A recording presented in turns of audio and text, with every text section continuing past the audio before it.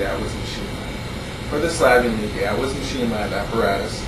You'll need assorted masses, including 2 500-gram masses. You'll need a stopwatch. You'll also need 2 50-gram mass holders attached to the same string. To start this lab, you will place on each of the 50-gram mass holders 500 grams of mass. That will give you 550 on each side. Now you should level them and make sure that they do not move. The next step is to add 1 gram onto one of the mass holders. If the system does not move, place another gram. Right? The mass needed to move. Once you recorded the mass needed to take the system out of equilibrium, remove that mass from the mass holder.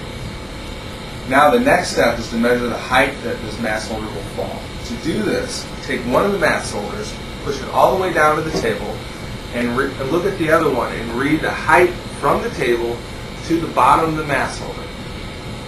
Now this will be the height that the mass holder will fall. The next step is to place a 10-gram mass on the higher mass holder.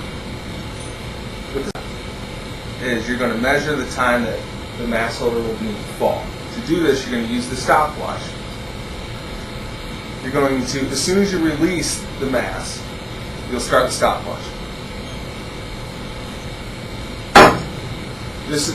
Record this time on your data table. Remember, this is only a brief overview of this lab. This is the analysis that you need to answer the question in the lab about using Newton's second law to derive the equations describing the motion of that position. So we have 2 masses, M1, M2. I'm going to assume that M2 is the more massive of the 2. We need a force diagram. The forces acting on M2 are M2G downward, the weight, and the tension upward in the cable. The forces acting on M1 are M1G acting downward, and same tension, same cable acting upward. Since there's a pulley involved here, I'm going to choose the downward direction to be positive for this configuration. And to be consistent, I'm going to choose the upward direction to be positive for this mass. A downward direction of this mass corresponds to an upward direction of this one. So now, using those sign conventions, I'm going to write Newton's second law, sum of the forces equals ma for this mass.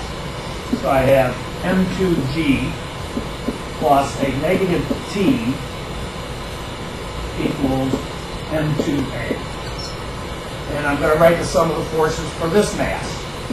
T plus a negative M1G equals M1A.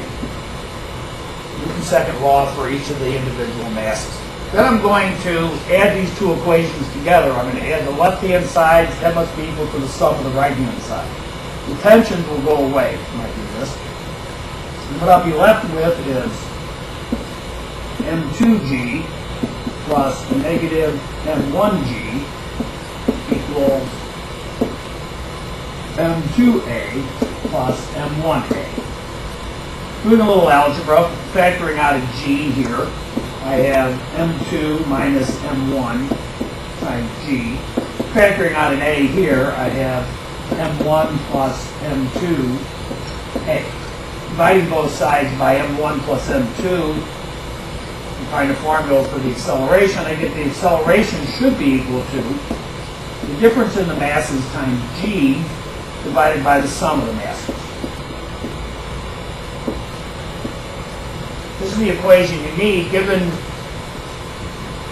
your the 2 masses that you've written down in the lab. You're able to use Newton's second law to calculate the acceleration that you expect.